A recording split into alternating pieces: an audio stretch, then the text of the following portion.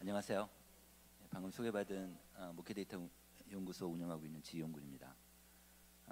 우리가 네, 그냥, 우리가 그, 그 건강 측정을 할 때, 건강 진단할 때 그 여러 가지 도구가 있잖아요. 그러니까 뭐 MRI도 찍을 수도 있고, CT 찍을 수도 있고, 엑스레이 찍을 수도 있고, 또 문진도 해볼 수도 있고 여러 가지가 있는데, 그러니까 그 교회나 사회를 이렇게 딱 봤을 때 측정을 할 때 진단을 할 때 여러 가지 도구 중에서 통계라는 방법이 있어요. 그러니까 통계라는 건 이제 그 사람들의 마음을 딱 커팅해서 그 시점에서 딱 보는 거예요. 그러면 이제 이게 어떻게 보면 이제 하나의 여론조사가 될 수 있겠죠. 그렇게 사람들의 마음을 딱 봤어요. 그 다음에 이제 6개월 뒤에 또 1년 뒤에 또 이제 어떻게 사람들의 마음이 어떻게 변했는지 같은 이슈에 대해서 그런 흐름이 있잖아요. 예를 들어서 코로나 전하고 코로나 후하고 교인들이 생각이 이렇게 바뀌더라. 그럼 이렇게 바뀌니까 그럼 그걸 갖고 기울기가 나올 테니까 그럼 이제 앞으로는 어떻게 흐르겠다, 어떻게 되겠다 이런 게 이렇게 예측할 수 있잖아요. 그래서 통계라는 비즈니스는 반드시 그 예측하고 관계가 돼 있어요. 그래서 이런 통계를 갖고 이제 예측을 하게 되고 우리 사회 모든 인더스트리, 그러니까 모든 산업들이 다 예측 시스템이 통계를 갖고 하고 있어요. 그러니까 지금 이제 오늘 제가 말씀드리는 거는 그 코로나 이후에 이제 한국 교회가 좀 이렇게 흘러가고 있다. 각 파트별로 각 분야별로 이렇게 쭉 흘러가고 있으니까 그러면 그럼 우리에게는 어떻게 대응해야 될까? 그 다들 뭐 위기라고 하지만 오늘도 제가 말씀드리는 게 진짜 딱 보시면 야 이게 교회 큰일 났다. 뭐 이런 느낌이 확 드실 거예요. 근데 그래도 그러면 이제 우리 교회는 어떻게 대응해야 될까? 이런 생각들을 이제 오늘 교인분들께서 그럼 이렇게 가는 게 좋겠다. 그다음에 이걸 같이 한번 우리끼리 토론해 볼 수 있겠다. 뭐 이런 좀 생각을 하실 수 있는 거죠. 그래서 그렇게 한번 진행을 해보겠습니다. 저희 연구소는 더 나은 정부가 더 나은 세상을 만든다 이런 모토로 시작을 했습니다. 2019년도에 시작을 했는데요. 그래서 정치 중립, 가치 중립이 얻은 공정한 팩트 탱크다. 그러니까 팩츄얼 데이터를 계속 그 목회자들한테 한국교회 리더들한테 제공해 주는 그런 역할의 연구소, 기독교 연구소입니다. 네, 그래서 우리나라의 목사님들이 한 10만 명쯤 된다고 하는데 지금 저희 연구소에서 매주마다 지금 사회 통계하고 기독교 통계를 매주마다 이렇게 보고서 형식으로 무료로 보내드리고 있어요. 근데 그게 지금 16,000여 명 정도 보내드리고 있습니다. 그 다음에 근데 여기 오늘 오신 분들도 다 저희 데이터 무료로 보실 수 있는데 혹시 교회에 관련된 이런 통계 데이터나 우리 사회가 어떻게 변화되고 있는지 그런 걸 좀 물론 신문 기사 좀 달라요. 우리 그 사회가 어떻게 움직이는지 이런 걸 통계 데이터를 좀 보시고 싶으신 분들은 그냥 바로 그 구독 신청하시면 바로 됩니다. 그 카톡 여셔가지고 그 검색어로 목회 데이터 연구소 치시면 그럼 바로 채널 가입하시면 매주 화요일마다 저희 데이터가 나갑니다. 그럼 이제 이거 아시면 주변 사람들한테 막 자랑하셔도 돼요. 우리 교회가 이렇게 되고 있다, 뭐 우리 사회가 이렇게 되고 있지 않느냐, 뭐 이런 것들. 네, 보겠습니다. 그 교회를 볼 때 이제 우리가 교회라는 게 일반 사회하고 교회 밖의 사회하고 그 우리가 독자적으로 갈 수 있는 게 아니라 사회하고 이제 서로 연동해서 서로 연계해서 서로 호흡을 하고 소통을 하면서 같이 가야 되잖아요. 그런 측면에서 그 우리 사회의 변화 요인 중에서 가장 크게 그 교회에 영향을 주는 요인이 있다면 저는 이거 같아요. 그러니까 저출산하고 고령화인데 이게 교회한테 직접적으로 좀 영향을 주고 있는데 그러니까 우리가 전도를 하든 못하든 간에 교인 수가 줄어들 수밖에 없는 이게 지금 이 문제 때문에 그런 건데 한번 볼게요. 그 우리나라가요 지금 현재 전 세계 유엔 가입국 198개국 중에서 출산율이 제일 낮아요. 제일 낮은데 출산율이 어떤 개념이냐면 한 여성이 평생 동안 낳을 수 있는 아이의 수를 출산율, 합계 출산이라고 불러요. 근데 우리나라가 지금 0.81명이에요. 이게 지금 2022년, 21년 말 기준이고 22년 데이터는 아직 안 나왔는데 22년 데이터는 올해 3월 달에 또 나옵니다. 근데 지금 예상되는 숫자는 0.7명까지 떨어질 거라고 그래요. 세계 평균은 한 2.3명 되니까 아직까지 그 보통 그 인구가 증가되려면 유지 또는 증가가 되려면은 부모 2명 있고 자녀 2명 있을 때 똑같아질 거 아니에요. 그러니까 그 2명이 그 엄마 아빠가 사망하면 아이들 둘이 있으면 그대로 유지가 되는데 근데 중간에 죽는 사람들이 있기 때문에 2.1명 정도 돼야지 유지가 된다고 그래요. 2.1명. 근데 지금 그 전 세계의 출산율이 지금 2.3명이니까 세계 인구는 조금씩 늘고 있습니다. 지금 현재. 근데 한국은 0.8명이니까 줄 거 아니에요. 우리나라는 지금 2020년부터 인구가 줄고 있습니다. 우리나라가 그렇게 되고 있는데 오른쪽 그래프는 뭐냐면 어, 그 미혼 남자들하고 미혼 여성들, 여기 지금 미혼 남성 여성 계시겠지만 그 결혼 의향률을 물어본 거예요. 결혼 의향률을 물어봤더니 이게 2022년 5월달에, 작년 5월달에 조사한 건데, 그 남성들이 여성보다는 결혼하고 싶은 마음이 더 있어요. 그러니까 미혼 여성이 더 결혼을 안 하려고 하는데요. 미혼 남성은 결혼할 의향이 59%고 없다가 20%예요. 근데 미혼 여성은 있다가 35%고 없다가 44%예요. 그러니까 지금 우리나라의 미혼 여성 중 그게 20대가 됐든 30대가 됐든 40대가 됐든 간에 미혼 여성 중에서 지금 결혼을 하고 싶은 사람보다 안 하고 싶은 사람이 더 많아요. 지금 한국의 상황은 이렇고, 지금 우리가 그 아까 제가 말씀드린 0.8명 정도 되는데, 서울, 여기 우리가 지금 서울에 사시잖아요. 서울의 지금 평균 출산율은 이제 학교 출산 0.6명까지 떨어져 있어요. 이게 왜 그러면 전국 평균보다 서울이 더 떨어질까? 뭘까요? 이유가. 그러니까 서울 사람들이 더 아이를 안 낳는단 말이에요. 왜 그럴까요? 그 이유는 인구 밀도가 가장 관계가 높습니다. 인구 밀도가 높으면 출산율이 떨어지게 돼 있어요. 그래서 모든 인구학자들은 그 인구 밀도를 줄여야지 출산율을 올릴 수 있다. 그 나라 인구가 줄는다면 인구 밀도를 광범하게 퍼뜨려야 된다. 이렇게 얘기한단 말이에요. 그래서 우리나라 지방의 음연 지역들 있잖아요. 지방의 중소도시나 지방 그 6대 도시 말고는 나머지는 다 1.0명이 다 넘어요. 근데 그 6대 도시, 특히 서울이 0.6명까지 떨어져 있는 거는 그만큼 이제 치열하게 경쟁하니까, 인구가 많으니까 경쟁해야 되니까 결혼할 생각도 못 하고 결혼하더라도 아이들 잘 안 낳고 이렇게 되는 거죠. 자, 이 문제가 지금 교회에 좀 영향을 미치고 있는데, 또 하나는 뭐냐, 고령화 문제입니다. 고령화 문제는 전 세계에서 지금 가장 장수 국가는 일본이에요. 현재 일본이 그 고령화 그 비율, 고령층 비율을 보면 이게 뭐냐면 그 65세 이상 인구가 그 나라 인구 중에 몇 퍼센트를 차지하는지가 이제 고령화인데, 근데 맨 왼쪽 보시면 일본이 29%예요. 일본은 전체 인구 중에서 10명 중에 3명이 65세 이상 노인들이에요. 일본이 지금. 우리나라는 16명. 그러니까 100명 중에서 16명, 16%만 고령인인데, 근데 그 오른쪽 보시면 고령화 속도라고 있습니다. 이 고령화 속도는 뭐냐면, 고령화 속도는 그 나라의 65세 이상 노인들이 1년에 몇 퍼센트씩 증가하는지예요. 1년에 몇 퍼센트씩 증가하는지. 그러니까 노인 수가. 그랬더니 OECD 평균, OECD가 36개국인데 전 세계에서 가장 부자 나라들, 이 부자 나라들 OECD 평균이 2.6%인데 한국이 4.4로 압도적으로 이래요. 그 다음에 일본 볼까요? 일본이 지금 가장 그래도 늙은 거라고 하는데, 일본은 고령화 속도가 2.2%밖에 안 되는 거예요. 한국이 4.4니까 일본의 딱 2배가 됩니다. 그러니까 우리나라가 지금 고령화되는 속도가 가장 빠른 나라이다. 이렇게 좀 이해하실 수 있고요. 지금 일본이 우리나라가 지금 그 전 세계 그 유엔 가입국 198개국 중에서 학교 출산율 1.0명인 나라는 우리나라밖에 없어요. 그 정도로 지금 우리가 아이를 지금 안 낳고 있는데, 그런데 이걸 한번 이제 세계하고 한국하고 비교를 해볼게요. 인구 구조를 보면 그 2022년 왼쪽 그래프에 2022년의 세계 인구를 보면 그 맨 위에 빨간색이 65세 이상 인구 비율입니다. 전 세계 인구 중에서 65세 이상 인구가 10%밖에 안 되고, 근데 맨 아래 25%가 0세부터 14세까지 유소년 인구예요. 이게 25% 정도 돼요. 그 다음에 중간의 나이가 이제 한 65 정도 되는데, 그러니까 지금 세계 인구를 보면 어린아이들이 더 많아요, 노인보다.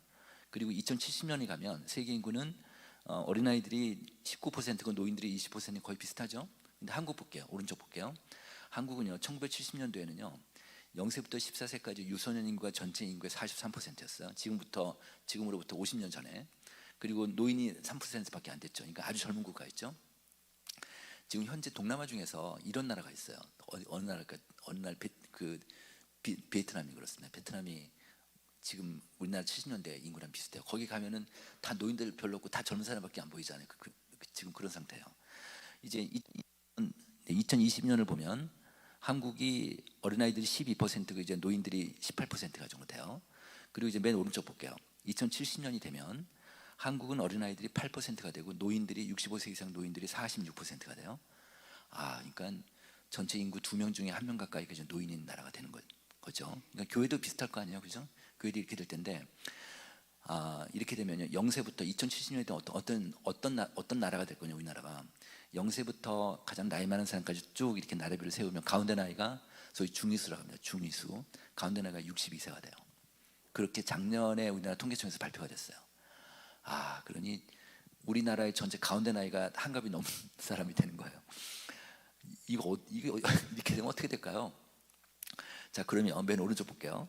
그럼 15세에서 64세 그 가운데 인구가 46%인데 이 사람들이 어떤 사람들이냐면 생산 가능 인구들이에요. 그러니까 경제 활동할 수 있는 사람들이에요. 그러니까 이 사람들이 돈을 벌어서 한 명이 벌어서 한 명을 이제 부양해야 되니까 이제 복지가 굉장히 중요해지는 그런 시대가 되겠죠. 그죠? 그래서 하여튼 그 인구 구조가 이렇게 변한다. 그리고 2043년부터 이제 우리나라가 전 세계에서 가장 늙은 국가가 되는, 고령층이 가장 많은 나라가 됩니다. 네, 그래서 지금 이런 고령화 현상이 좀 전 사회적으로 다 영향을 미치게 되는데 하나 볼게요. 이건 뭐냐면 소멸 위험 지역이라는 단어가 있어요. 소멸 위험 지역. 이게 뭐냐면 이제 어느 한 지역이 이제 소멸할 거다를 예측하는 지표예요. 이게 우리나라가 지금 현재 228개 시군구가 있습니다. 시군구가 지금 우리나라가 228개가 있는데 그런데 2020년 5월 달 보면은 이게 뭐냐면 소멸 위험지역이라는 게 뭐냐면은 어느 한 지역에 만약 군산시다 그러면 그 시에 65세 이상 노인들 10명일 때 10명당 20, 30대 젊은 여성이 5명 미칠 때 이해하셨죠? 그렇게 되면 노인 10명인데 20, 30대 젊은 여성들이 오면 그거보다 절반도 안 되는 지역은 줄 거 아니에요. 그 아이들 안 나니까. 그런 지역을 소멸 위험 지역이라고 부르고 있어요.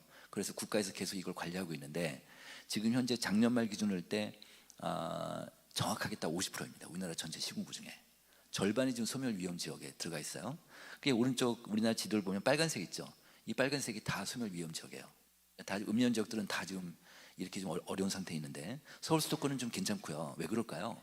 서울 수도권은 여기 빨간색이 없잖아요. 왜 그럴까요? 인구 이동을 하게 되면 우리나라 사람들이 이제 어디서 어디로 이사를 하잖아요. 이사를 하게 되면 그럼 서울 수도권 기준으로 봤을 때 서울 수도권에서 나가는 사람이 있을 거 아니에요. 이사를 또 들어오는 사람이 있을 거 아니에요. 지금 현재는 거의 비슷해요. 들어가는 사람 왔다 갔다 하는 거의 비슷한데 근데 특징이 있어요. 서울 수도권에 들어오는 사람이 특징이 있어요. 인구 유입하는 사람들 중에 20, 30대 젊은 사람들이 70%가 넘어요. 그러니까 지방에 일자리가 없고 일자리 있어도 너무 월급도 낮고 하니까 다 서울로 오는 거예요. 다 서울 수도권으로.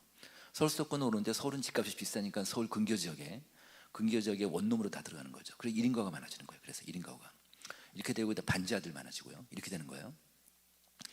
하여튼 이런 현상이 좀 나타나고 있어서 그래서 그럼 이제 이렇게 지금 인구가 좀 줄고 지역들이 지금 이제 없어질 정도로 이렇게 좀 이런 현상들이 이제 앞으로 우리가 죽기 전에 보일 텐데 이런 현상들이 계속해서 이제 심화될 텐데 이 교회도 영향을 받겠죠.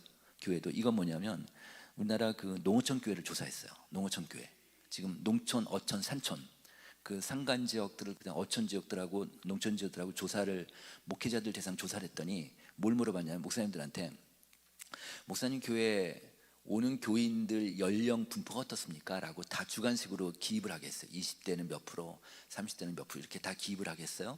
그래가지고 평균을 내봤더니 70세 이상이 전체 출석 교인 중에 62%인 거예요. 농어촌 교회가. 그 다음 60대가 27%예요. 그래서 89% 정도가 그러니까 거의 다가 좀 노인들인 거죠. 그러니까 아마 우리가 다 느낄 수 있잖아요. 근데 숫자로 보면 이렇게 나오는 거예요. 자, 그러면요.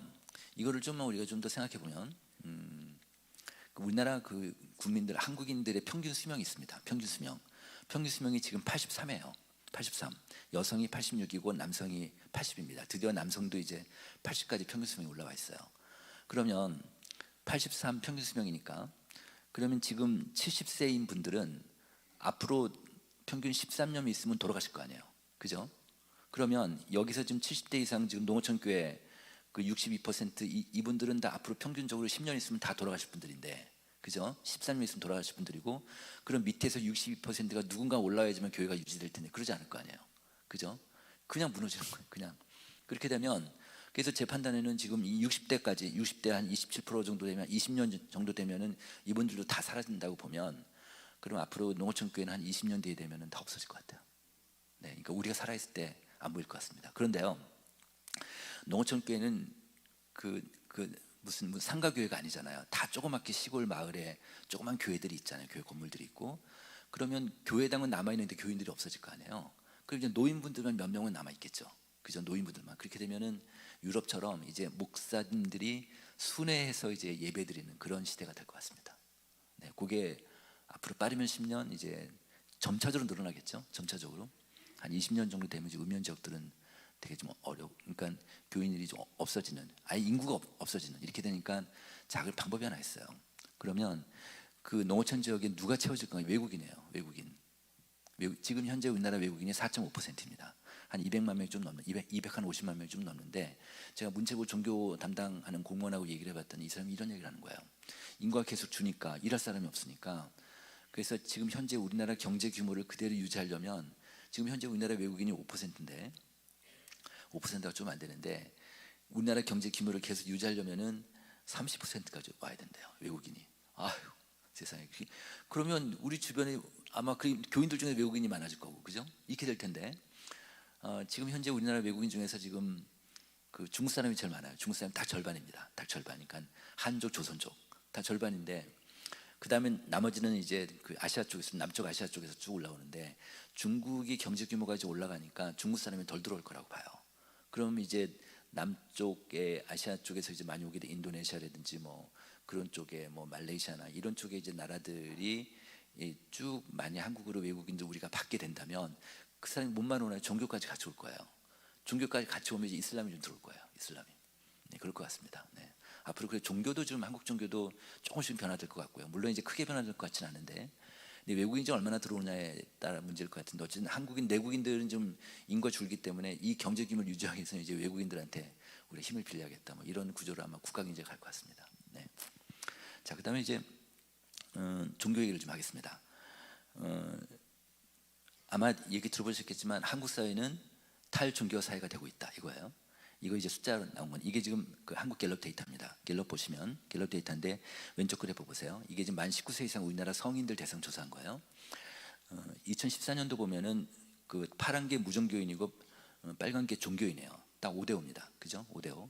2014년도 가면은 이제 그 종교인하고 무종교인하고 딱 5대 5인데, 19년 코로나 직전을 보면은 무종교인이 58%고 종교인이 42%예요. 그러니까 무종교인이 좀 많아졌죠. 그 다음에 2021년 코로나 후에 2021년을 보니까 무종교인이 60까지 올라갔고, 그다음에 종교인이 40%, 6대 4 정도 됐어요.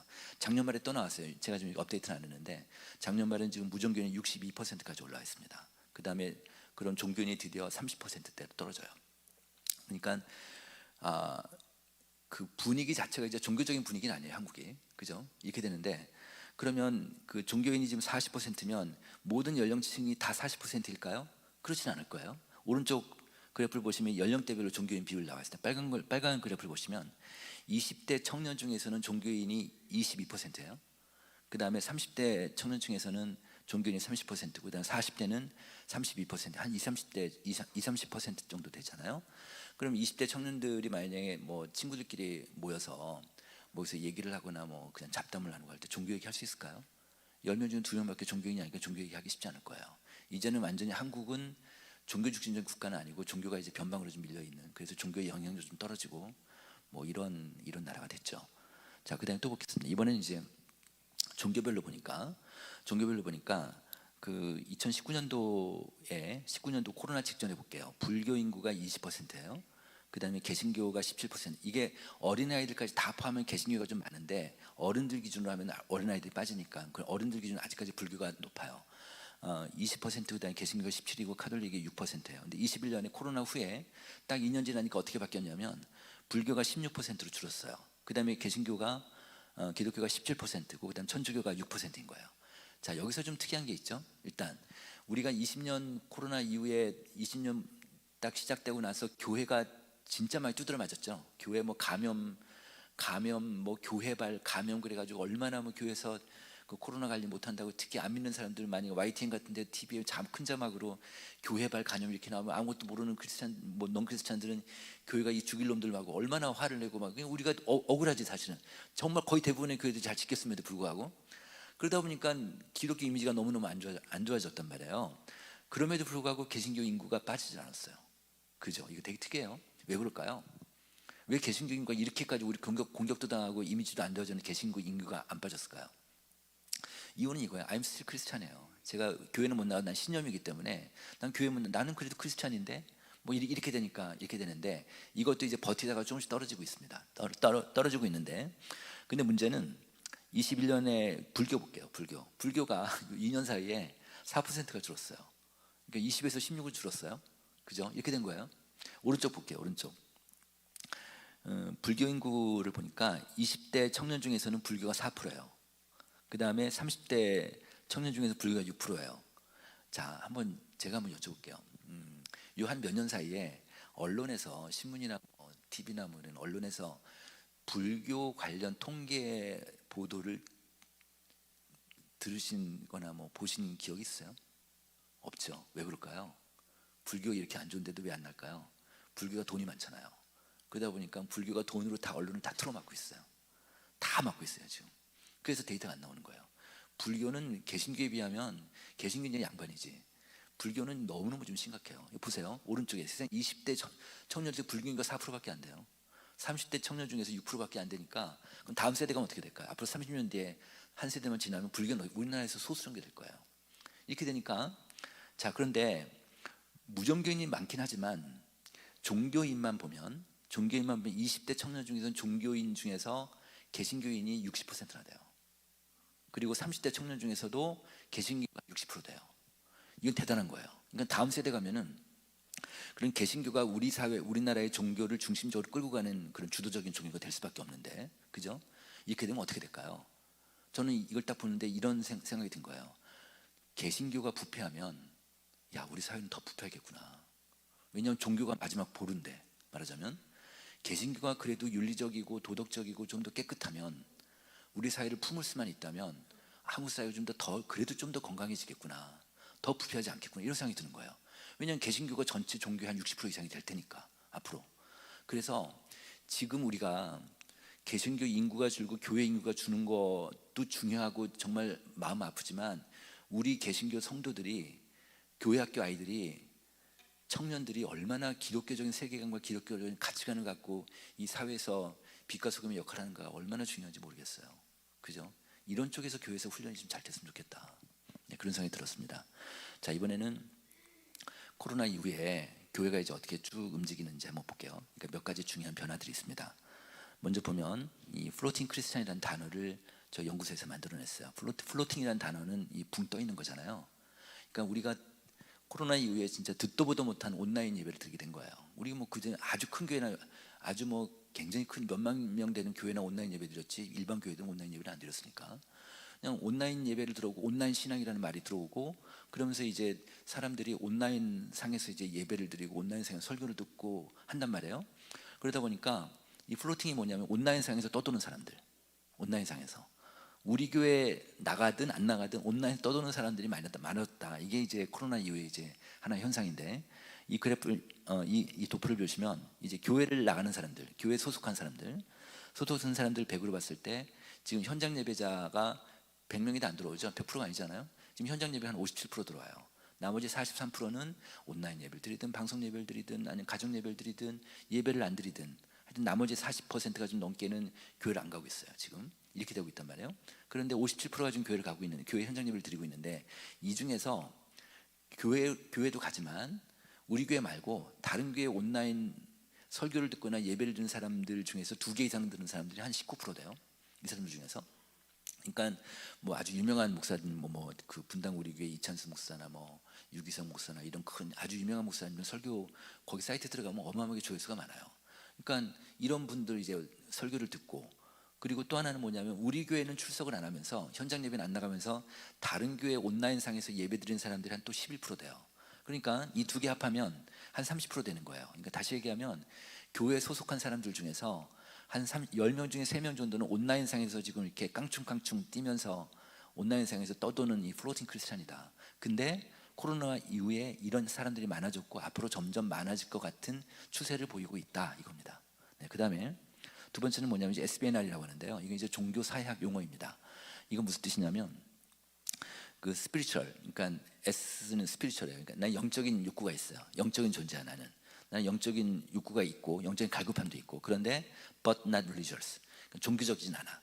다시 얘기하면 나는 영적인 욕구가 있지만 제도권 교회에는 가는 게 불편한 사람들이 있어요. 그게 코로나 이후에 좀 많아진 거예요. 말하자면 이런 사람들인데, 그러니까 어떤 사람들이냐면 이제 아주 오래간만에 이제 교회를 왔어요. 교회를 우리가요 문화인류학에서 보면 문화학에서 보면은 그 관성의 법칙이라는 게 있는데 뭘 하나 딱 바뀌어졌어요. 바뀌어져 가지고 행동이 이제 바뀌었단 말이에요. 그러면 온라인 예배를 드렸어요. 그러면 2년 정도 지나면 그게 굳어져요. 그래서 다시 회복이 잘 안 돼요. 그러니까 지금 벌써 3년 됐잖아요, 우리가. 그죠? 그러니까 여기 보시면 막 진짜 오래간만에 좀 저기 뭐 그 권사님 뭐 집사님 좀 교회 좀 오세요 그래가지고 왔어요. 교회 오래간만에 왔더니 이제 사람들이 아이고 권사님 왜 이렇게 안 왔어, 좀 오지 그랬어, 아이고 너무 반가워, 손도 잡고 막. 근데 이게 불편한 사람들 있죠. 그렇잖아요, 그죠? 그 다음에 하도 교회를 안 나가다 이제 오랜만에 가니까 사람들이 환대하고 뭐 말도 붙이고 이렇게 말하는 게 불편한 사람들이 있을 거 아니에요. 이런 사람들이 소위 얘기해서 SBNR이다. 근데 현대교회에서 이 코로나 이후에 SBNR이 늘어나고 있다 이거예요. 근데 어느 정도 늘어나고 있냐면 전체 크리스찬 중에서, 그러니까 가나안 성도 아시죠? 가나안 성도, 가나안 거꾸로 하면 안 나가. 그러니까 교회 안 나가는 사람들, 교회 안 나가는 크리스찬들, 자기 교회 없는 사람들, 이런 가나안 안 나가 이런 넌 크리스찬, 그러니까 가나안 성도까지 다 포함했을 때 50%가 좀 넘어요, SBNR이. 그러니까 한 50, 여기서 보면 54% 정도 되는데 절반이 약간 넘게 SBNR이에요. 그러니까 교회 나는 크리스찬이지만 교회 나가는 게 불편한 사람들, 이런 사람들. 근데 이 현상이 유럽하고 비슷해져요. 지금 유럽이요, 유럽 EU 국가들 전체 종교 분포를 보면요, 기독교 인구가 70% 정도 돼요. 70. 굉장히 많죠. 그러니까 유럽은 기독교 국가라고 봐야 돼요. 근데 그 중에서 교회를 안 나가는 가난한 성도가 69%예요. 그러다 보니까 교회당이 텅텅 빌 거 아니에요, 그죠? 지금 한국이 지금 그렇게 될 가능성이 있다. 그러니까 저희가 계속 추적해봐야겠지만 그런 흐름으로 좀 가고 있다. 네, 그렇습니다. 자, 그다음에 이제 그 코로나 이후에 또 한국교회 현상, 지금까지 계속 연계해서 말씀드리면 이제 현장 예배 참석자가 줄고 있잖아요. 전국 평균 70%입니다. 전국 평균. 여기 교회는 이제 어떨지 모르겠지만 하여튼, 근데 제가 그 오늘 강의하기 전에 잠깐 목사님하고 말씀 나눠봤는데 이제 우리 교회는 그래서 성장하는 교회로 이렇게 말씀 들었습니다. 근데 되게 특이한 게 있어요.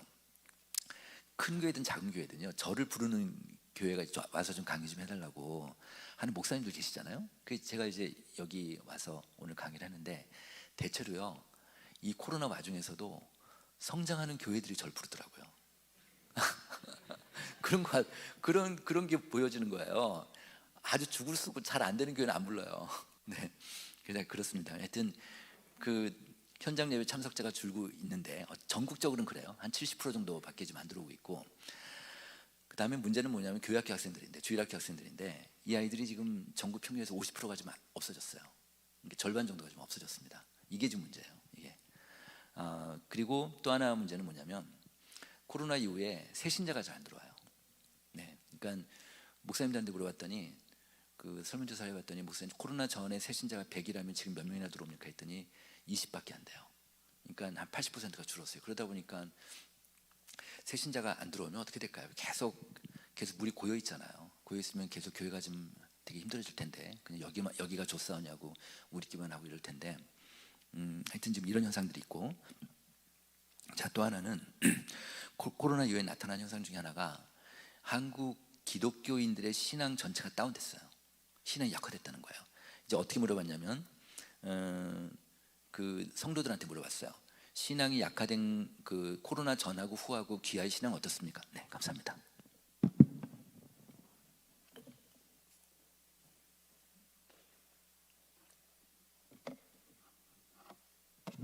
어떻게 물어봤냐면은 코로나 전하고 후하고 귀하의 신앙이 어떻게 변했습니까? 물어본 거예요. 그래서 나는 신앙이 더 깊어졌어, 나는 더 약해졌어, 비슷해, 이렇게 세 가지로 응답을 받은 거예요. 그랬더니 2020년도에는 신앙이 약해졌다는 비율이 27이었는데 작년에는 21년에는 31%였고 22년에는 39%쑥 올라갔어요, 신앙이 약해졌다는 비율이. 그리고 이제 세 번째 보면은 신앙이 깊어졌다는 빨간색이 이제 지난해 데이터인데 14%예요. 그러니까 이 빨간 것만 비교해 보면 신앙이 약해진 사람이 훨씬 많죠, 그죠? 그러니까 전체적으로 한국 교회의 신앙이 다 다운됐어요. 이게 어떤 현상? 이게 다 연쇄적인데 신앙이 다운되면 교회 활동을 덜 할 거 아니에요. 교회 봉사도 덜 할 거고, 그죠? 그럼 집에서 애들 교육도 잘 못 시키고 신앙 교육도 잘 못 시킬 거고, 그럼 신앙적으로 그 아주 강하게 훈련받은 아이들 10대 청소년들이 잘 못 올라올 거고, 신학교 입학생도 줄 거고 목사도 줄 거고 이렇게 될 거예요. 전체적으로 다 이런 현상, 이런 연쇄적인 현상들일 텐데, 그런데 이렇게 교회도 잘 못 가고 이제 온라인 예배드리고 뭐 이렇게 하다 보니까 신앙이 다 다운되니까, 그러니까 역으로 어떤 생각이 들까요? 오른쪽 그래프 보시죠. 그 어떻게 보냐, 성도들한테 물었습니다. 귀하는 영적 체험을 경험하고 싶으세요? 그랬더니 영적 체험을 나는 경험하고 싶어라고 응답한 비율이 72%나 꽤 높아요. 그러니까 이거는요, 중직자뿐 아니라 청년들도 그렇고 일반 집사도 그렇고 다 비슷한 거예요. 다 이 정도로 영적 욕구가 강해요. 이거를 한국교회 리더들이 좀 아셨으면 좋겠어요. 가만히 놔두지 말고 이 영적 욕구를 채워줘야 될 거 아니에요. 채워줘야, 어떤 프로그램이 됐든 어떤 뭐가 됐든 간에 이걸 채워주는 역할을 교회 리더들이 좀 해야겠다, 이런 생각이 들었고요. 자, 또 하나 특징 중에 하나는 그 대신교는 어떤지 모르겠는데 전국적으로는 3040이 지금 잘 안 나와요. 30대 40대 청년들이 잘 안 나와요. 이게 왜 안 나올까? 30, 40대의 특징들이 좀 있습니다. 30, 40대는 기본적으로 직장 생활을 할 거 아니에요. 그러니까 이 친구들이 직장 스트레스가 심해요. 되게 직장 스트레스가 되게 심하고, 그 다음에 이제 아이를 뭐 한 명 낳았다 그러면 요즘은 뭐 한 명이라도 진짜 인생을 걸고 다 키우니까 아이들. 그리고 공동 육아를 해요 보통. 제가 이제 아들이 하나인데, 저는 이제 제 아내하고 맞벌이를 했어요. 그리고 이제 아내가 그 직장 갔다 오고 나서 애를 다 키우고, 저는 그런 생각을 못했지. 우리 어머니 아버지가 네가 어디 그런 걸 하냐고 그러니까. 그러니까 그 공동 육아라는 개념이 없을 때고 그렇겠잖아요. 지금은 우리 아들이 일찍 결혼시켰어요. 그 얘를 보니까 그 며느리는 그 집에만 애를 키워요. 직장생활 안 하고. 그럼 우리 애가 이제 뭐 피곤해 쪄들어가지고 밤에 한 9시쯤에 들어오면, 그럼 며느리가 애를 지 남편한테 넘겨버리고 지는 방에 들어가 버리더라고. 그럼 이제 우리 아들은 너무 불쌍해. 제가 아버지로서 네. 그러니까 애들이 다 공동 육아를 하는 거예요. 그렇게 같이. 그러면서 며느리 하는 얘기가, 아버님 저는 독방 육아를 하기 싫어요, 딱 이러는 거예요. 뭐 이제 다 이런 분위기니까. 그러니까 얼마나 다 살기가 힘들어요. 그럼요, 우리가 보통 목사님 설교하실 때 인생에 고난이 있으면, 힘들면 교회를 더 찾아가게 되고 종교적인 욕구가 더 강해지는데, 현실은 안 그래요. 현실은 진짜 안 그래요.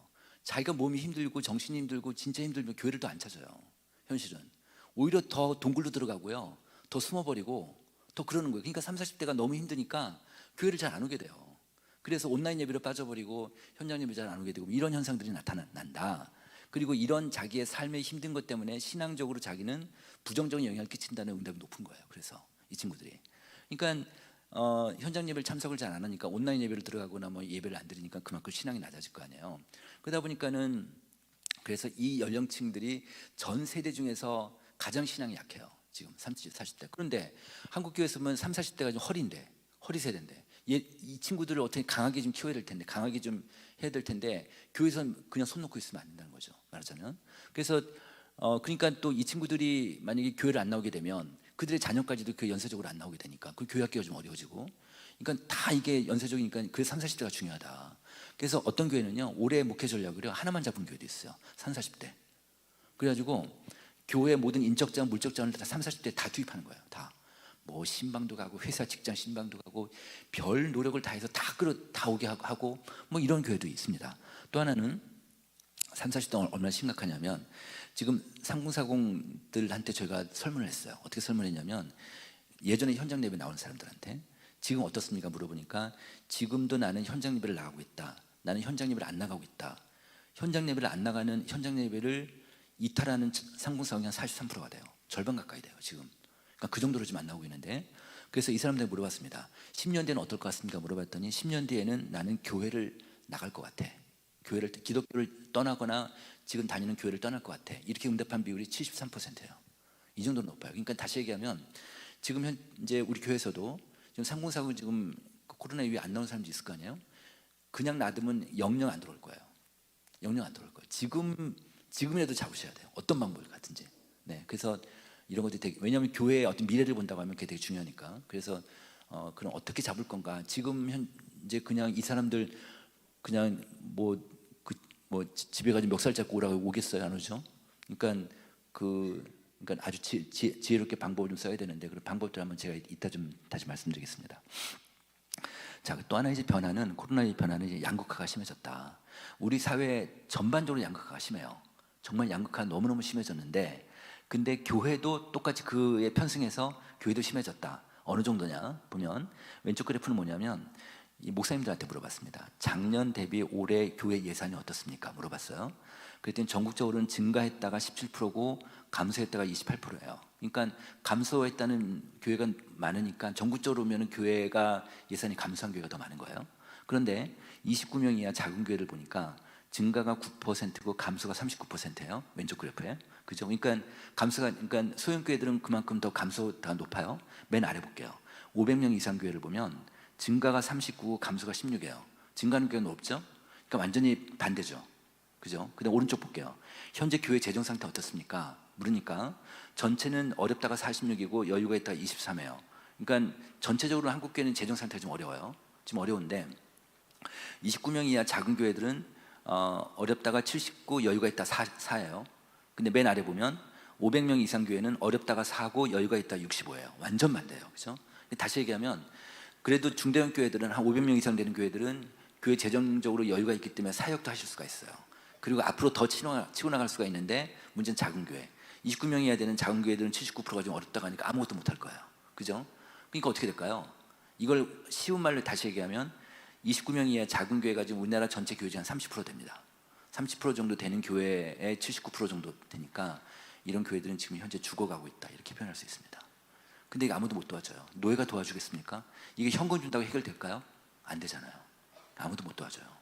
그냥 지켜볼 수밖에 없는데, 근데 이 안에서 서바이벌을 어떻게 할 건가? 그러니까 작은 교회가 또 서바이벌 해야 되는 그런 방법들이 있을 거 아닙니까? 그건 또 다른 문제고, 어쨌든 지금 현상은 이렇다라는 거고요.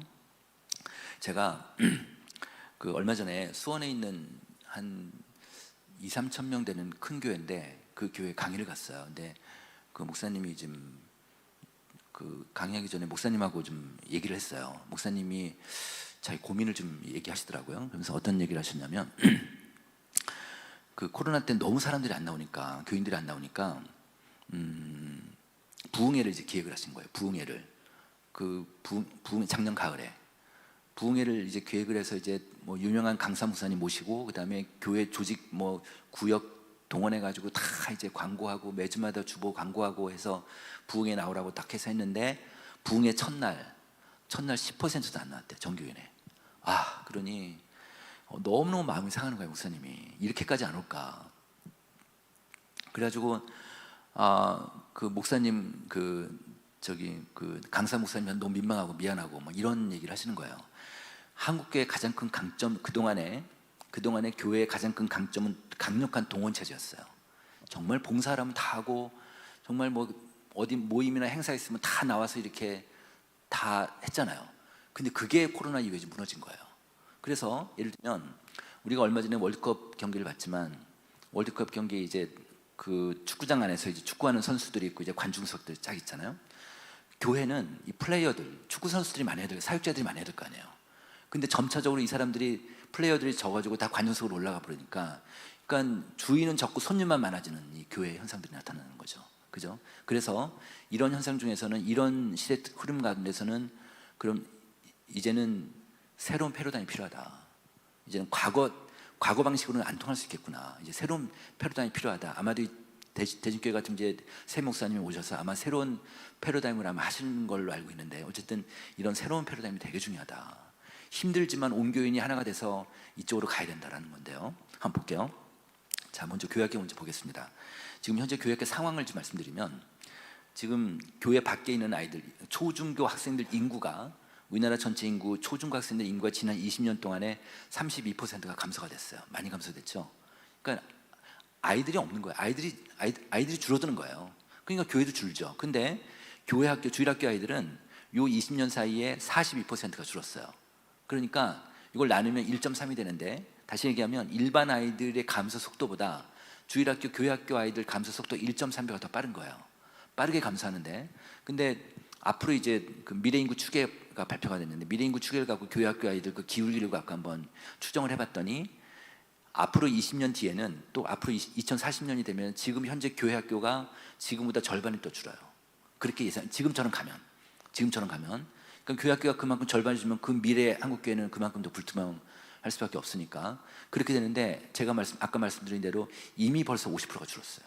이미 3년 사이에. 3년 사이에. 이게 좀 큰 문제다. 이게 좀 큰 어려움이다. 이런 거고요. 자, 근데 지금 이걸 보면 이건 어떤 데이터냐면 중고생들한테 교회를 다니고 있는 중고생들한테 물어본 거예요. 교회 언제부터 다니는지 물어봤더니 모태신앙교회 응답한 아이들 60%가 돼요. 60%가 돼요. 그러니까 지금 요즘 중고등부 학생들 중에서 부모가 교회 안 다니는 애들이 있을까요? 별로 없을 거예요. 저희 데이터로 보면 10% 좀 나옵니다. 10% 정도. 10% 정도만 양 부모가 다 교회 안 다니는 아이들이고요. 90%는 한 명이라도 교회 다니는 집안의 아이들이에요. 그러니까 모태신앙이 60%고 초등학교 이전에 교회 다니는 아이들이 또한 20% 돼요. 이게 지금 이렇게 되니까 완전히 그 가족 종교화가 됐죠. 가족 종교화라는 개념은 이 교회 중고등부나 뭐 소년부나 이 아이들이 외부에서 전도가 안 되면요, 그럼 가족으로 갈 거 아니에요. 그러니까 이게 어느 교회든 서울에 있는 큰 교회들 작은 교회 상관없이 다 시족 사회가 되고 다 할머니 할아버지 또 뭐 그냥 그 권사님 장로님들 뭐 집안끼리 결혼시켜 가지고 또 막 이렇게 된단 말이에요. 그죠? 다 시족 사회인 거예요. 말하자면 교회가 외부에서 유입이 안 되니까 이렇게 되는 거예요.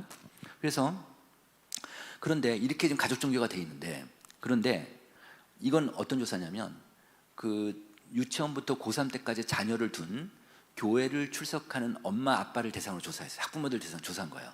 그 조사했더니 그 부모들한테 물어봤습니다. 귀하는 자녀 신앙 교육의 구체적인 방법을 알고 있습니까? 물어봤더니 모른다라는 비율이 절반이 나왔어요. 그러니까 교회를 다니는데 난 지금 우리 애들을 지금 신앙적으로 어떻게 교육시킬지 몰라, 이렇게 자신 있게 얘기한 사람들은 절반이 돼요. 그리고 또 귀하가 다니는 교회로부터 자녀 신앙 교육 훈련을 받은 적이 있습니까? 물어봤더니 없다가 73%예요. 27%만 받았대요. 27%만 받았는데 그 받은 사람한테 물어봤어요. 그런 그 교육 훈련 받은 거를 지금 집에서 실천하고 있습니까? 물어봤더니 18%만 실천하고 있대요. 다시 이걸 그럼 전체 학부모를 그 환산해 가지고 보면 전체 학부모를 100으로 봤을 때 정확히 5%입니다. 그러니까 실제 5%만 지금 집에서 신앙교육 시키고 있어요. 지금 유치원부터 고3 때까지 학부모 중에서 지금 교회 다니고 있는 교인들 중에서 지금 집에서 신앙교육 시키고 있는 부모가 5%밖에 안 돼요. 이거 뭐 목회자들이나 지금 교회 리더들은 확실하게 이런 데이터가 있으니까 이걸 좀 아시고 잘 가셨으면 좋겠다라는 거고요. 자, 그다음에 또 하나는 이거 뭐냐, 대학생들 대상 조사를 했어요. 대학생들을 그 신앙 인식 조사 뭐 기본적인 조사를 작년에 했는데 이 데이터인데 그 대학생들 중에서 옛날에 교회 다니다가 지금 안 다니는 친구들 있잖아요. 옛날에 다니다 안 다니는 친구들 한테 물어본 거예요. 교회 언제 떠났는지 물어보니까 초등학교나 그 이전에 떠났다는 대학생들이 47%예요. 절반이 돼요. 그다음에 중학교 때 떠난 아이들이 한 25% 되고, 그러니까 한 72% 정도가 지금 중학교 이전에 떠난 거니까, 자, 만약에 우리 교회에서 교회학교 주일학교를 집중화시키겠다, 여기 한번 우리가 올인을 해보겠다 이러면 어떻게 될까요? 그러면 초등학교 때 지금 이미 절반이 떠나버리니까 아이들이, 그러니까 초등학교 잡으셔야 될 거 아니에요. 초등학교 때 그러니까 교회의 모든 그 우수 인력이라고 할까요? 인적자이라고 할까요? 그러니까 영성도 뛰어나고 지성도 뛰어나고 사람을 품고 리더십도 뛰어난 그런 교회의 우수한 인적 자원을 초등부 교사시켜야죠. 그죠? 그래야 될 거 아니에요? 그래서 얘네들 한 명 더 잡아야죠. 또 하나는요, 교육부에서 이런 걸 한번 해보세요. 지금 이런 데이터를 보면 이런 생각이 나요. 초등부에서 지금 중등부 떠날 때 아이들이 거의 한 절반 정도 떠나니까, 절반 정도가 좀 없어지니까 초등부에서 중등부 올라갈 때, 그 초등학교에서 중등부 올라갈 때 유지율을 지수 관리를 해보세요. 지표 관리를. 그러니까 만약에 초등부 6학년 때 60명에 중등부를 몇 명 올라왔는지, 만약에 30명 올라왔다면 50%잖아요. 그 다음에 만약에 50명인데 만약에 뭐 50명인데 40명이 올라왔다면 80% 되잖아요. 이런 식으로 해마다 그걸 관리해 보세요. 해마다 교사별로 관리해 보세요.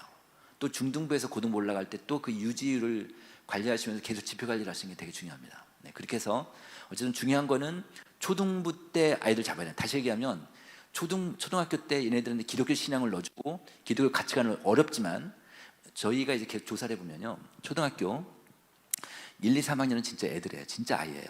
아이고 걔네는 아무것도 몰라. 근데 4학년, 5학년, 6학년은 신앙이 들어가요. 아마 그 선생님도 아실 거예요. 4, 5, 6학년 때 어떻게 신앙을 집어넣는가에 따라서 인생이 다 바뀔 수 있으니까. 그죠? 그래서 초등부가 굉장히 중요하다는 거고요. 자, 또 보겠습니다. 그 현장에 대한 감각은 담임 목사님보다는 부목사님이 더 있잖아요. 스킨십을 많이 하시니까. 그래서 부목사들한테 물어봤어요. 부목사님들한테 그 교회학교 사역 방식을 앞으로 어떻게 했으면 좋겠습니까? 물어봤더니 코로나 전하고 다른 방식으로 해야 된다라고 생각하는 부목사가 82%나 돼요. 대부분이에요. 대부분 이렇게 생각을 한단 말이에요. 그래서 이분들한테 물어봤습니다. 그럼 지금 목사님 교회는 좀 어떻게 하고 있어요? 물어봤더니 현재 다른 방식으로 하고 있다가 21%고 지금 준비하고 있다. 아직은 안 하고 있고 이게 32%. 어떻게 다른 방식으로 해야 되는 건 알겠지만 방법을 모르겠다. 아니, 솔직하게 모르겠다라고 응답한 부목사 48%예요. 절반이에요. 그러니까 이걸 뭘 뜻할까요? 이걸 한국교회 전체로 보면 어떨까요? 교회학교 지금 다른 방식 모르겠다는 거예요. 지금 어떻게 할지 모르겠어요. 그냥 우왕좌행.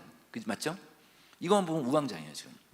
그러니까 어떤 방법으로 잘 모르겠다는 게 절반이 나오니까 이 얘기는 뭐냐면요, 우리 교회가 지금 시도를 어떤 걸 했어요. 교회학교 지금 아주 그 예를 들어서 과거에 주일 예배 드리고 그다음에 주일 예배 끝나자마자 그 자리에서 그룹핑 해가지고 분만 공부하고 시끄럽게 도떼기 시장처럼 해서 이렇게 분만 공부 한 10분 20분 선생님 일방적으로 교육하고 뭐 하고 끝나고 뭐 애들끼리 간식 먹고 뭐 이런 식의 일반적인 방식이 이제 안 먹힌다라는 걸 지금 현장 사역자들이 알고 있단 말이에요.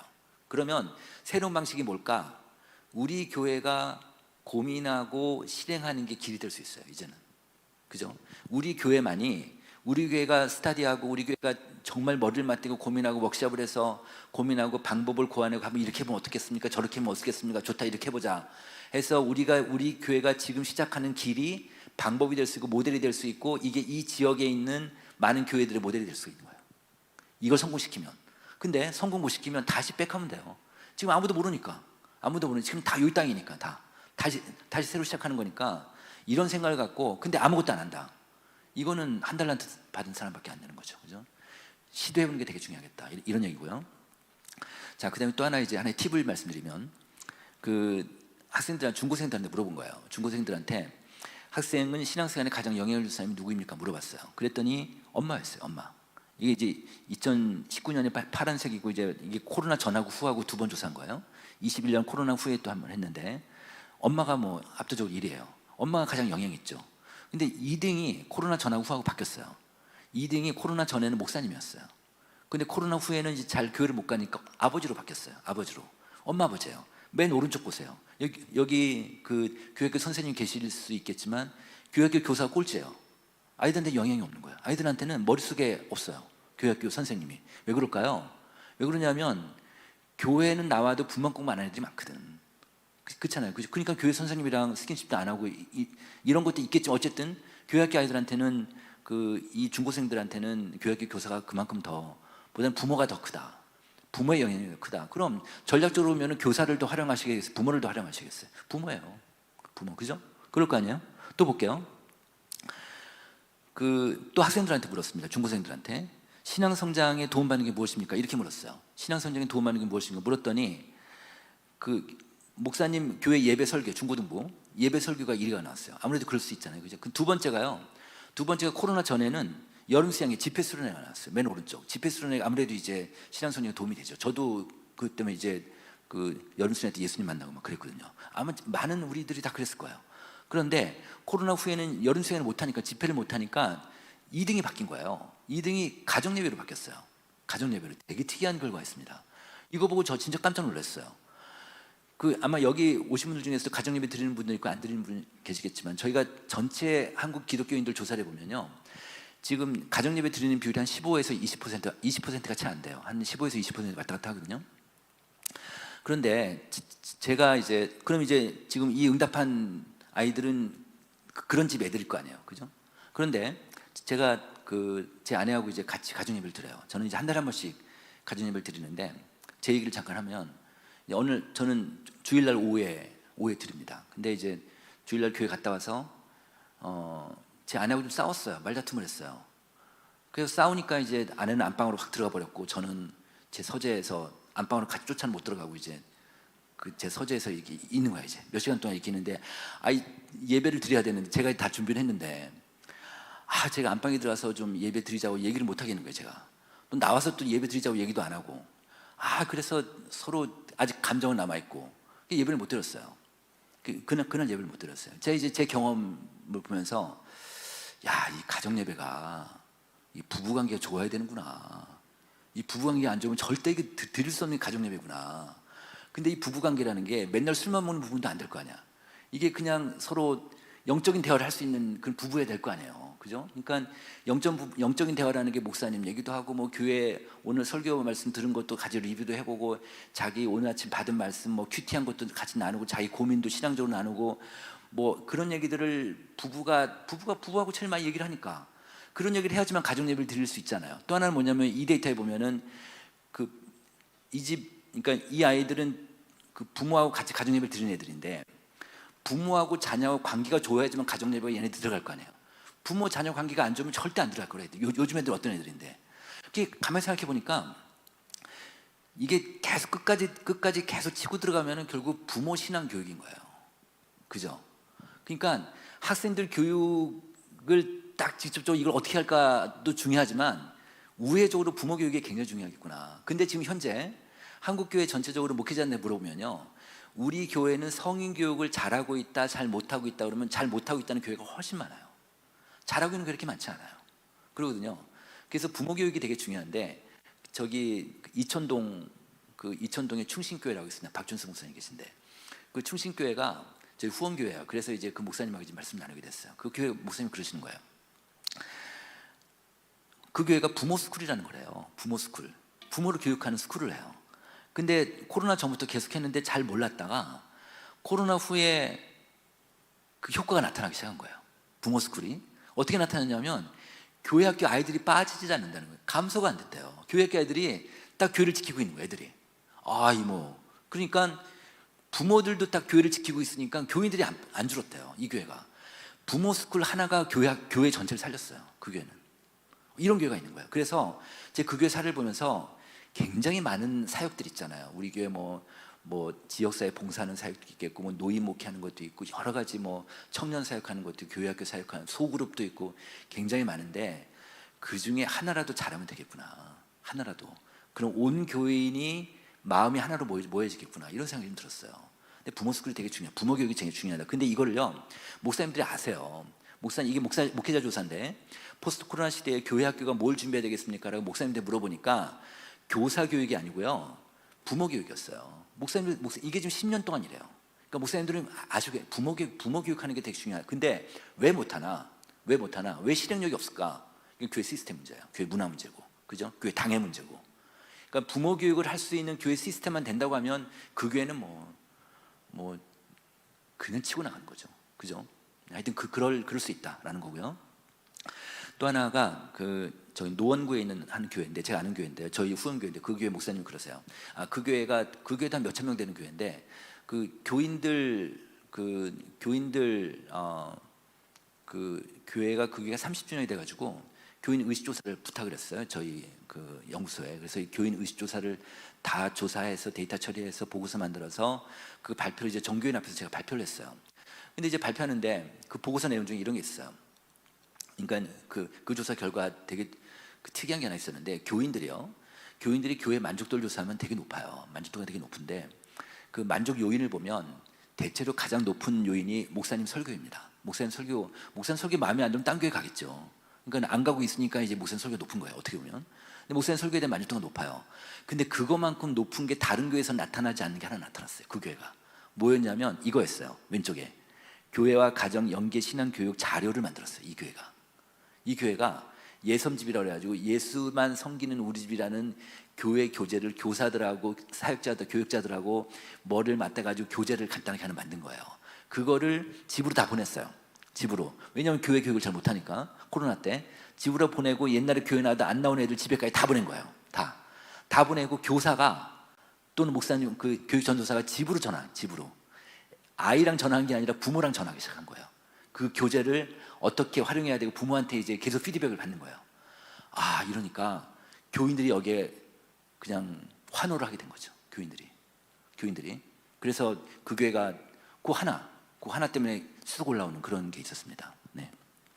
앞으로 이제 이런 시대다. 그러니까 가정하고 연계되는 그런 교육 시스템이 되게 중요하다는 거고요. 자, 그다음에 이제 이번에는 이제 어른들 정책 중심으로 얘기해 보겠습니다. 코로나 시대에 이제 교회가 어떻게 대응해야 될 건가를 보면 한국이 우리나라가 지금 전체적으로 시대 트렌드가 지금 코로나 이후에 되게 많이 계속 바뀌는데 우리 알게 모르게 바뀌고 있어요, 그죠? 바뀌는데 옛날로 잘 회복은 안 될 거예요. 계속 바뀌어서 가는데 가장 큰 흐름 중에 하나가 뭐냐면 저는 이거를 봤어요. 뭐냐면 개인이 중심이 된다는 거예요. 개인이 슈퍼 개인의 시대다. 이제는 개인이 강해지고 개인이 중심이 되고 이 세상의 주인은 나고 아무도 나를 안 도와준다 이거예요. 그러니까 내가 중심이고 내가 혼자 스스로 살아남을 수밖에 없다라는 이 생각이 한국인의 모든 가치관 속에 있는 거예요. 이게 그러다 보니까 그러니까 우리나라에서 집 있잖아요. 저기 가구 유형을 보면 부모하고 자녀하고 같이 사는 집이 제일 많았어요. 가구 유형이 그게 제일 많을 거 아니에요. 근데 그게 2020년에 역전됐어요. 1인 가구로 역전됐어요. 1인 가구 제일 많아요. 지금은 혼자 사는 가구가 그게 지금 한 33% 정도 돼요. 세 가구 중에 한 가구가 1인 가구예요.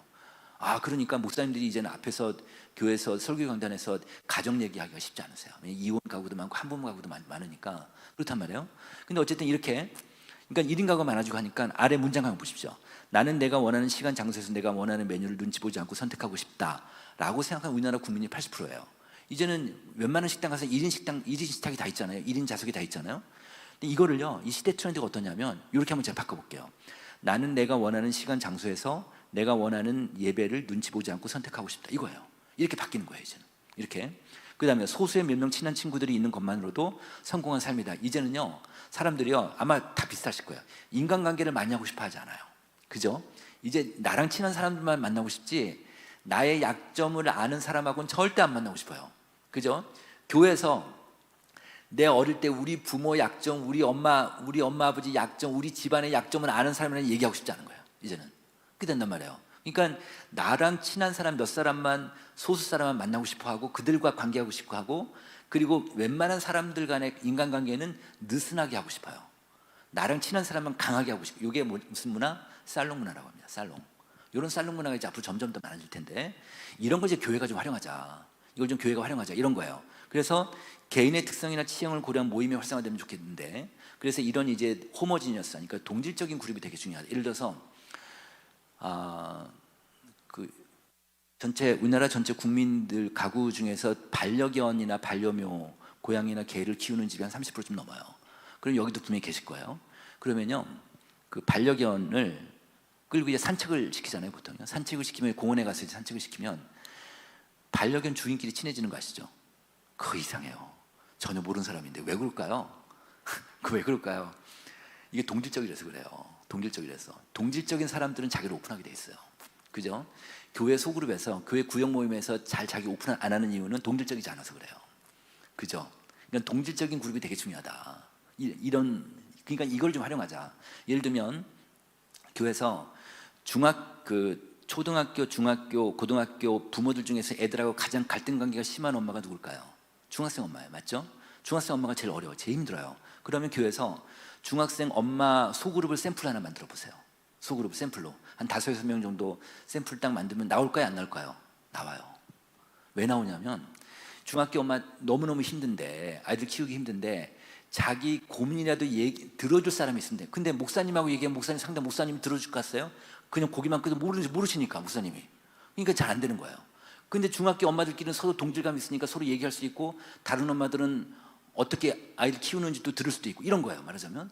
근데 어떤 엄마들이 더 오냐면 워킹맘들이 더 와요. 그러니까 일하는 엄마들이 아이들이 미안하니까, 일하는 나는 일도 또 애들 못 키우고 그러니까 다른 엄마도 키우는 얘기도 듣고 싶고 자기 위로도 받고 싶고. 이게 소그룹이에요.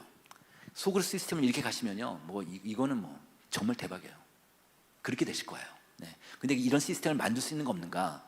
이런 소그룹 시스템을 만들 수 있는 역량 있는 교회는 없느냐? 그건 교회 리더분들의 어떤 의지와 결단의 문제일 수 있을 것 같습니다. 네. 또 볼게요.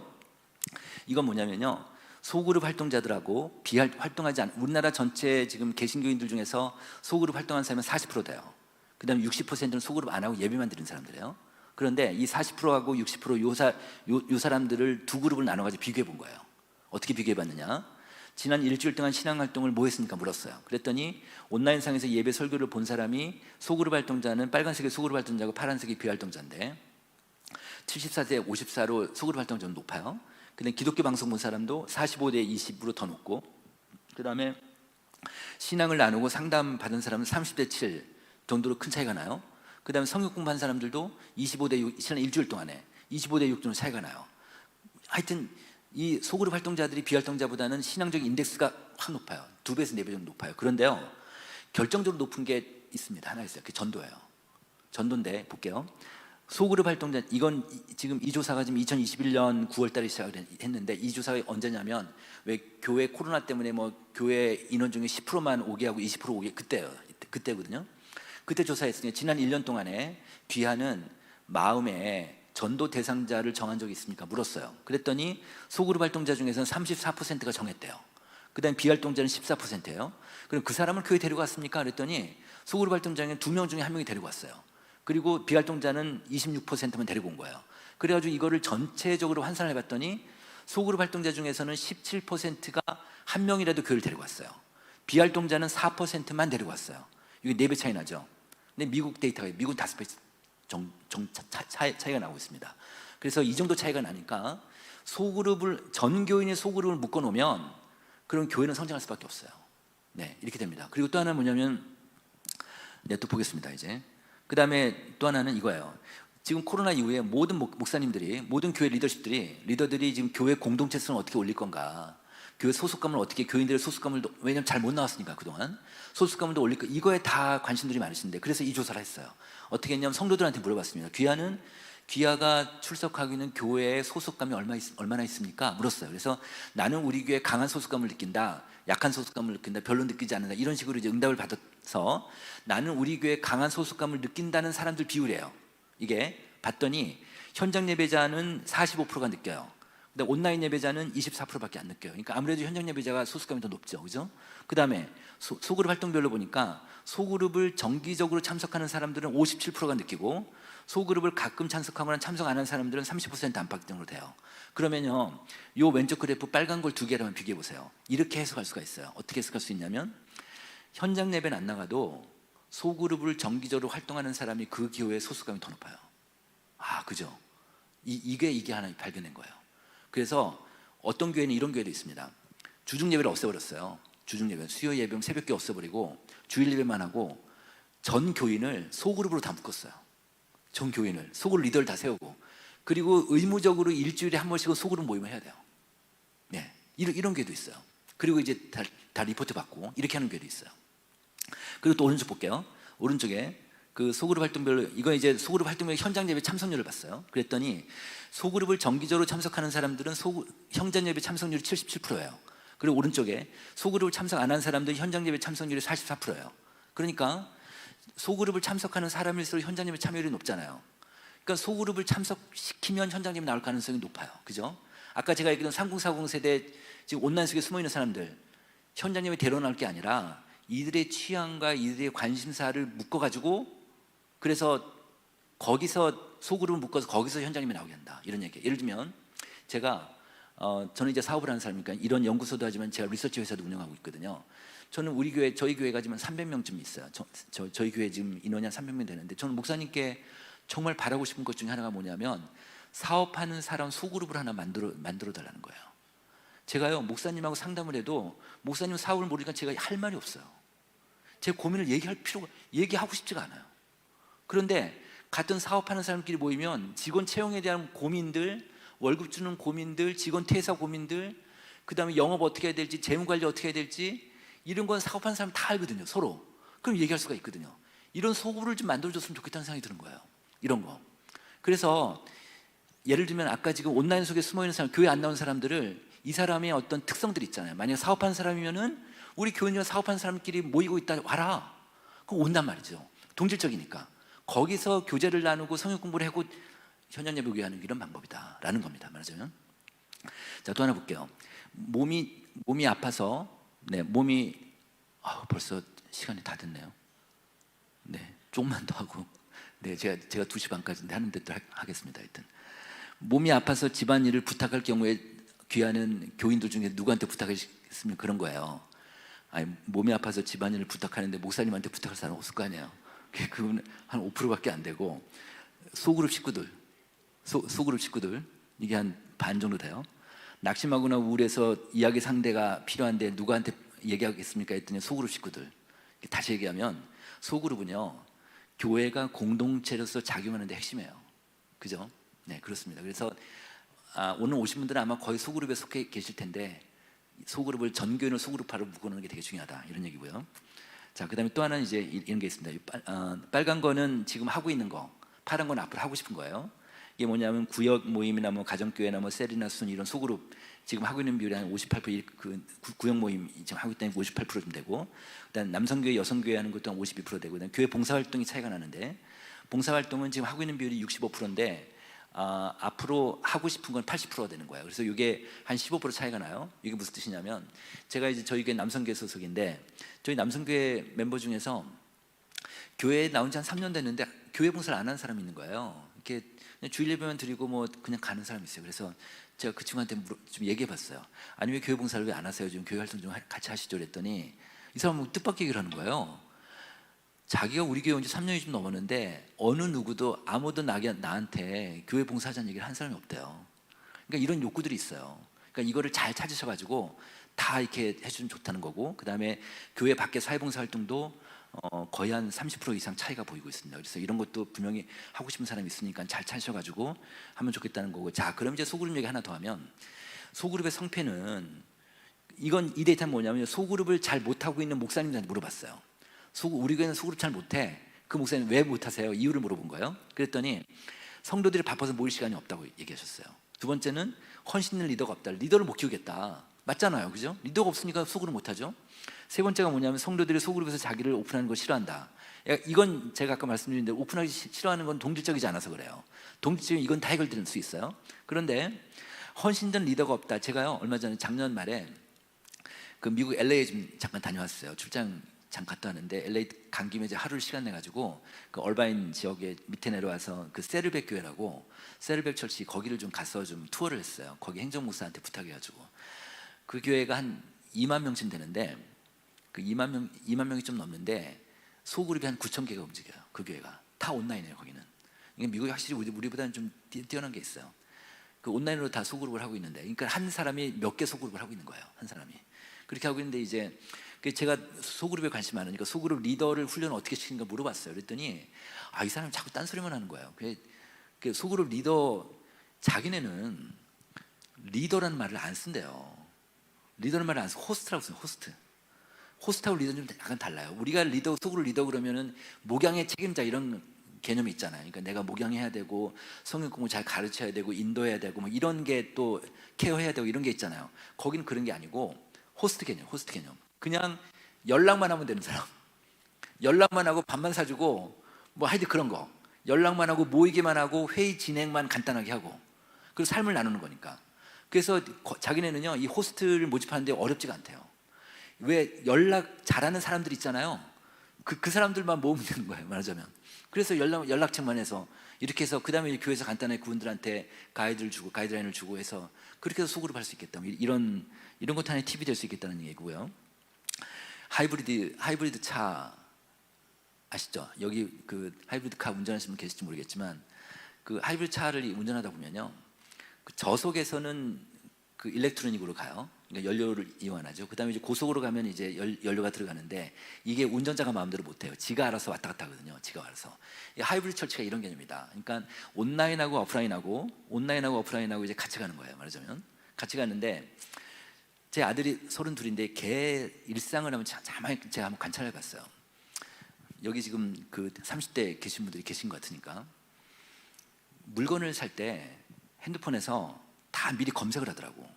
다 우리 같으면 그냥 오프라인 매장에 가서 보면 사잖아요. 얘네는 온라인에서 다 검색을 해. 다 가격도 보고 뭐 상품 평도 보고 다 그러는 것 같아요. 그러고 나서 이제 오프라인 가서 물건을 사요. 물건 사서 갔다 오면 또 온라인에서 또 물건을 나눠요. 뭐 쉐어링도 하고 막 그 온라인상에서. 근데 가만히 보면 이 온라인에서 오프라인이 왔다 갔다 하는 게 되게 매끄러워요. 진짜 매끄러워요. 그런데 우리는 오프라인 세대니까 이건 온라인이야, 이건 오프라인이야 딱 구분이 돼 있죠. 그죠? 이건 온라인이야, 오프라인이야 딱 구분이 돼 있어요. 그러니까 목사님 고민이 뭐냐면, 우리 교회 온라인 해 말어, 온라인 해야 돼 말해야 돼, 이런 고민을 한단 말이에요. 근데 청년들이 들으면 어떨까요? 그 말에 온나의 해마로는 그 질문에 청년들 웃지. 그게 뭐예요? 질문이 아닌 거예요. 이들한테 그게 질문이 아닌 거예요. 자, 이들이 앞으로 10년 뒤, 20년 뒤 한국교회 주축적인 그 주도적인 세력이 되면 오프라인 안 하겠어요? 아니 저기 그 온라인 안 하겠어요?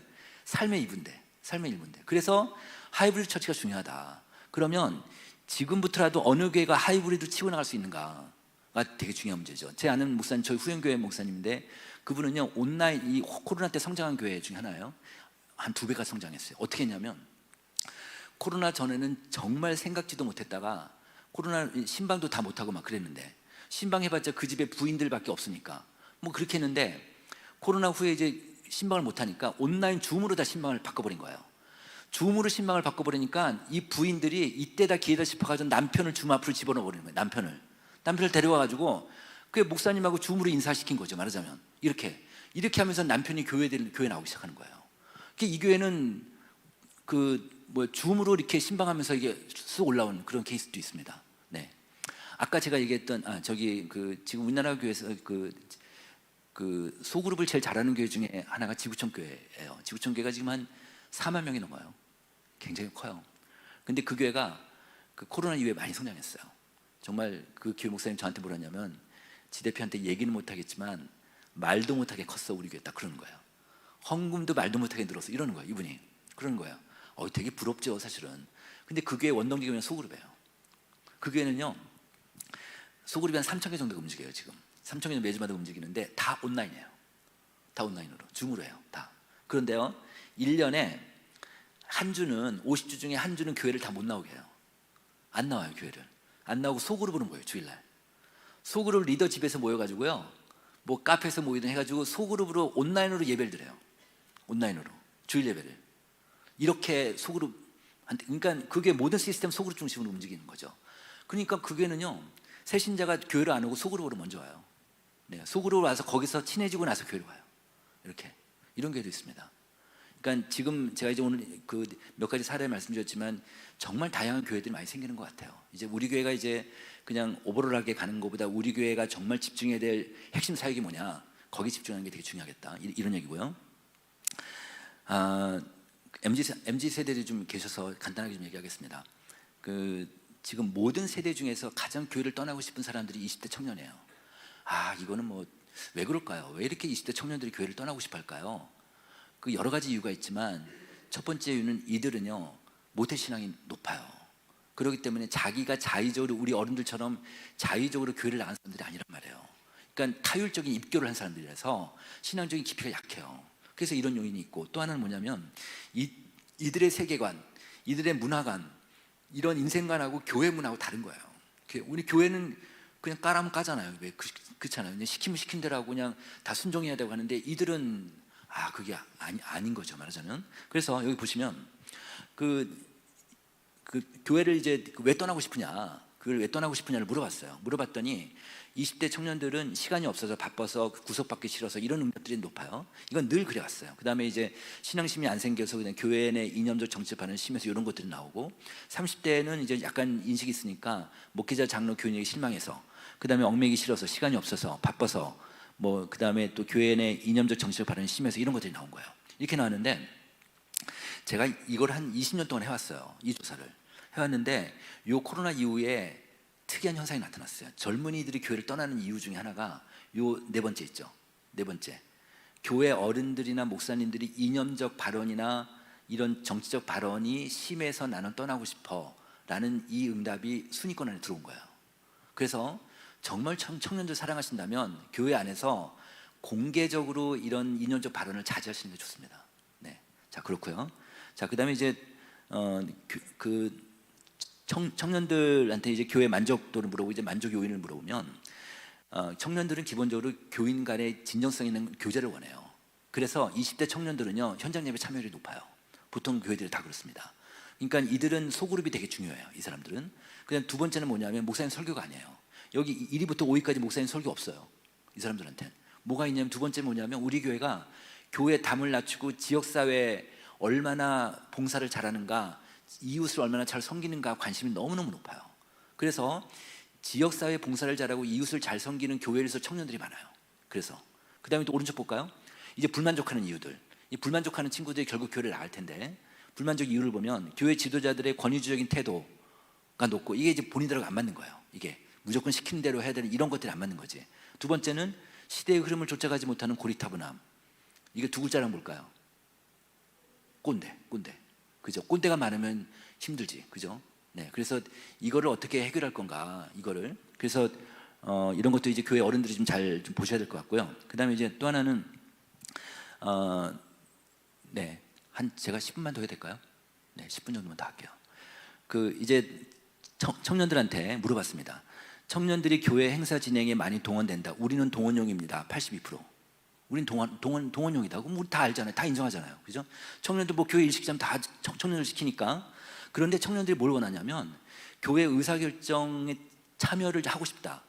거기에 그 긍정적으로 응답한 친구들이 90%가 돼요. 그러니까 우리는 일을 많이 하지만 교회에서 교회 의사결정 구조에 참여하고 싶다라고 그런 욕구를 보인 친구들이 90%예요. 근데 왜 그러냐면 우리도 맨 오른쪽에 우리도 교회 구성원 아닙니까? 우리도 교회 식구들이니까, 교회 구성원이니까 우리한테 일만 시키지 말고 우리의 의견도 좀 반영해 주세요. 그런데 부장지사 통하지 말고요. 네, 우리 얘기를. 네, 요거를 조금만 길만 열어주세요. 길만. 그럼 청년들 정말 환호할 거예요. 네, 뭐 안 들어주셔도 하여튼 길만 열어주는 게 되게 중요하다. 네. 그다음에 자, 지금 이제 그 교회가 일반 사회보다 좀 더 고령화되어 있어요. 지금 현재 우리나라 전체 국민 중에서 만 19세 이상 전체 국민들 연령 분포를 보면요, 60세 이상이 우리나라 전체 국민 30%예요. 그런데 지금 교회는 33% 정도가 올라가 있습니다. 교회가 약간 더 고령화되어 있거든요. 그러니까 노인들이 중요한데, 제가 왜 이제 이 아이템을 정했냐면, 이거는요, 그 우리나라가 지금 아까 제가 평균 수명이 이제 우리나라 평균 수명이 83입니다. 83. 그러니까 그 여성이 86이고 남성이 80이고, 근데 건강 수명이라는 게 있어요. 건강 수명은 73이에요.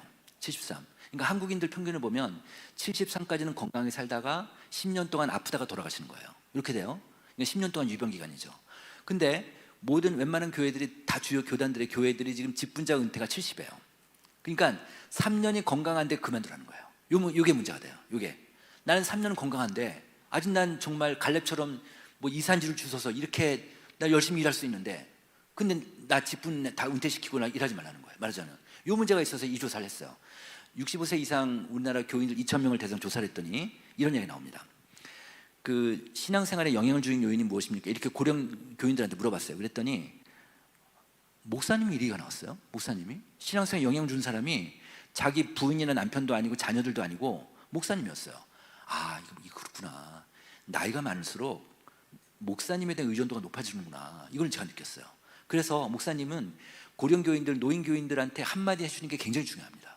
네, 그래서 이런 게 있고, 자, 그 다음에 또 하나는, 이건 이제 은퇴 교인들한테 물어봤습니다. 은퇴 교인들한테, 그러니까 70세 넘은 분들한테 물어본 거예요. 나는 건강이 허락하는 날 교회에서 주어진 사역을 적극적으로 하고 싶다. 나 일하고 싶어요. 50%예요. 절반이 돼요. 그 다음에 나는 아직 교회에서 일을 할 만큼 신체적, 정신적 능력이 된다. 40% 정도가 돼요. 아직 건강하니까. 또 여기는 제가 안 했지만 이런 데이터도 있습니다. 나는 건강이 허락하는 날 평신도 선교사로서 해외 나가고 싶다. 선교사로 파견돼서 나가고 싶다는 비율이 13%예요. 그러니까 지금 코로나 이후에 이제 각 교회들이 단기 선교 여행 팀에서 계속 밖으로 나가고 있는데, 정교인을 대상으로 모집하면 분명히 70세 이상 노인분들 들어오실 거예요. 분명히 한두 명은 들어오실 거예요. 이 정도로 이런 신앙에 대한 열정이 있으니까 이분들을 다 내려놓게 하지 말고, 교회 의사결정 라인에는, 그룹에는 못 들어가더라도 어쨌든 사역의 일선에서는 뛰게 하시는 게 굉장히 중요하겠다. 네, 그런 거고요. 자, 하나만 더 말씀드리면, 이 교회는 지금 포항제일교회라고 있는데, 이 교회가 아까 제가 소그룹 얘기했잖아요. 소그룹은 가장 중요한 변수가 어떤 걸, 아까 동질적인 얘기했는데 가장 중요한 변수는 연령입니다. 연령으로 보는 게 되게 중요해요. 근데 이 교회는 뭐냐면, 교구, 우리가 보통 이제 교회 교구 있잖아요. 1교구, 2교구에서 지역별로 나누잖아요.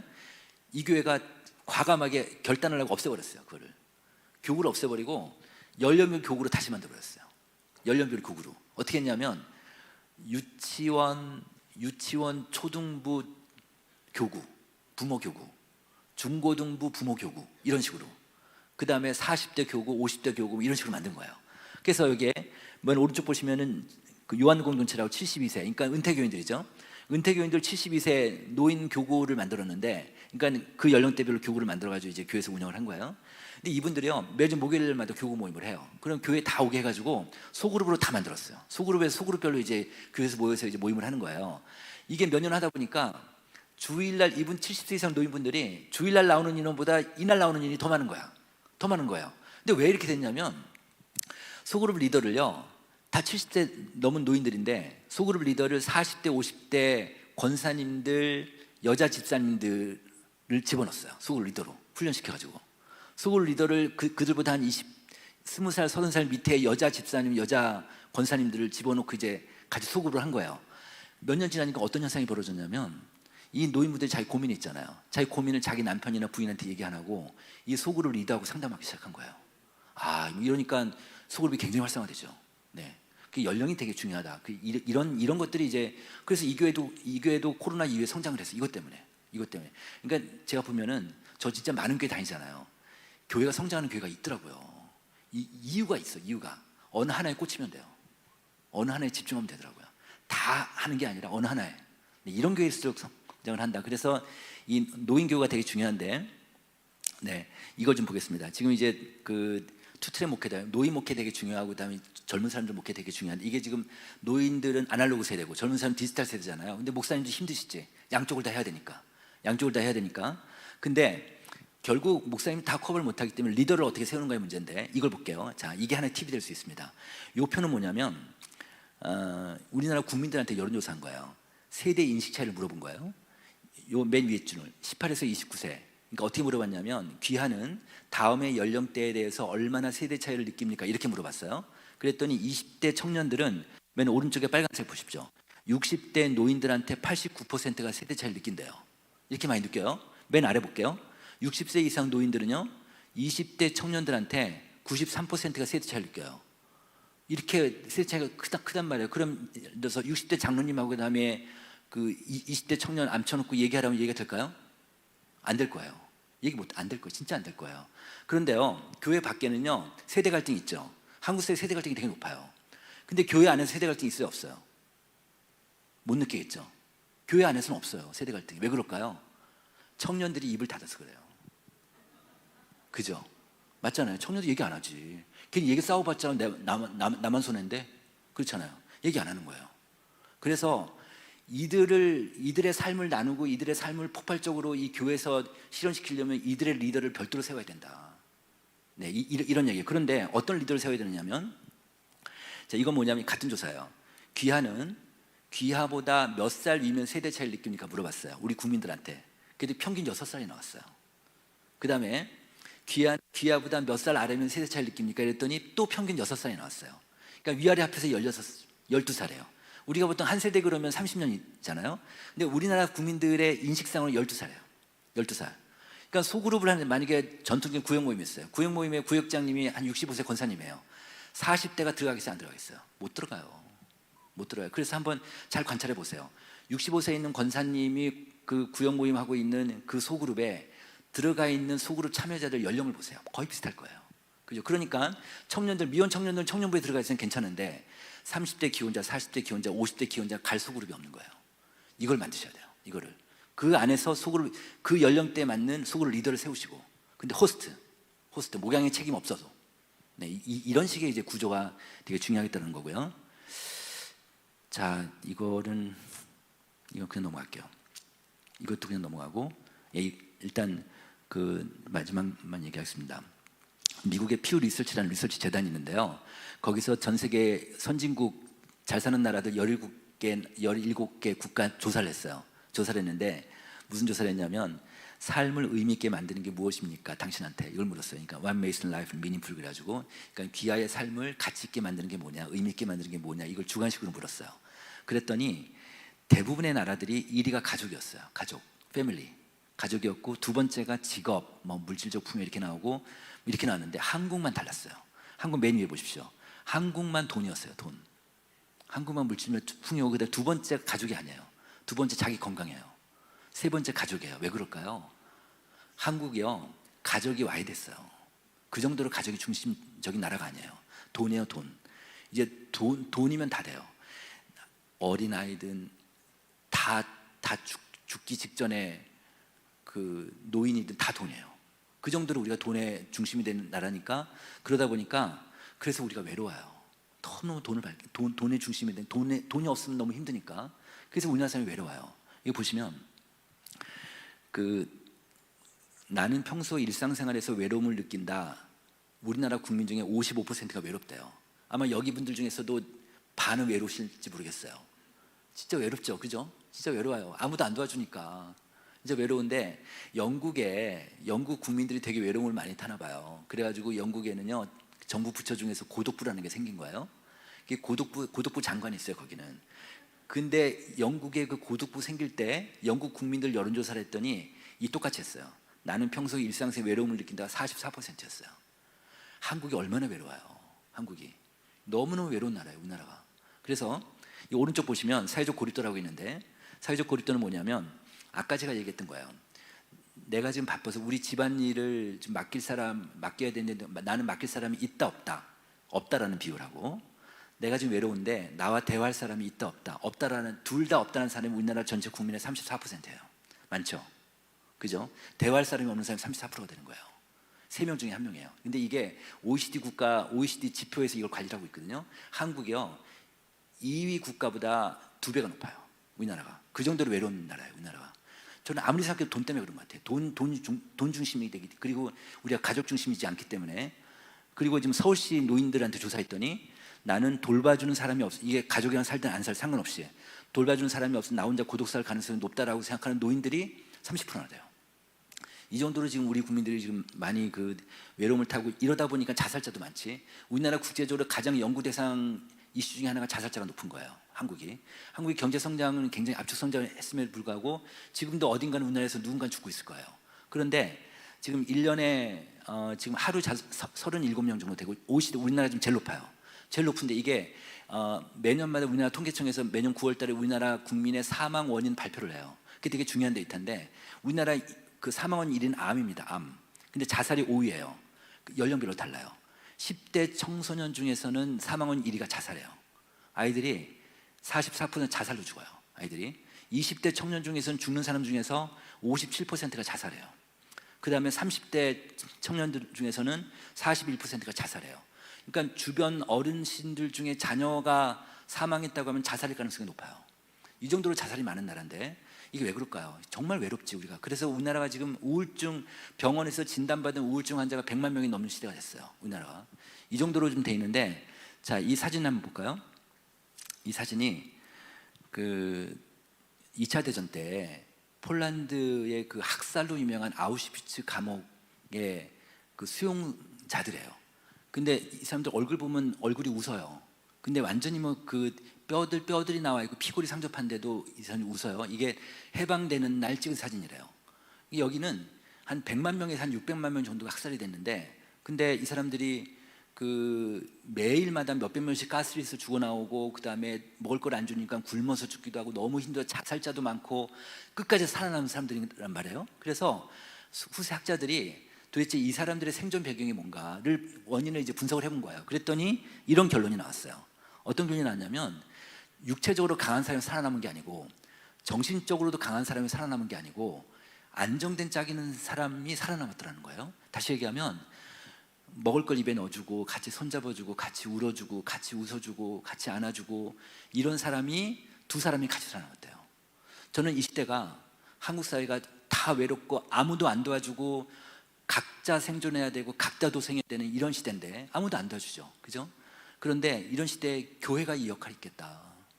교회가 우리 사회의 안전한 짝이 됐으면 좋겠다. 이 지역사회에 정말 안전한 짝이 됐으면 좋겠다. 우리 교회 청년들 너무너무 힘든데, 지금 제가 좀 전에 말씀드린 코로나 이후에 40대부터요, 40대 자살률이 떨어졌어요, 우리나라가. 근데 10대, 20대, 30대만 자살률이 올라갔어요. 그 정도로 자살자가 많은데 청년들 너무너무 고생, 너무너무 힘든데 정말 좌절스럽고, 교회가 청년들한테 안전된 짝이 돼주고 노인들한테 안전된 짝이 돼주고, 우리나라가 노인 자살률도 압도적으로 높거든요. 이런 노인들한테 안전된 짝이 돼주고 교회 안에서도 안전된 짝이 돼주고, 이런 역할을 좀 해줬으면 좋겠다, 이런 생각에서 오늘 마무리 이렇게 짓겠습니다. 고맙습니다. 네.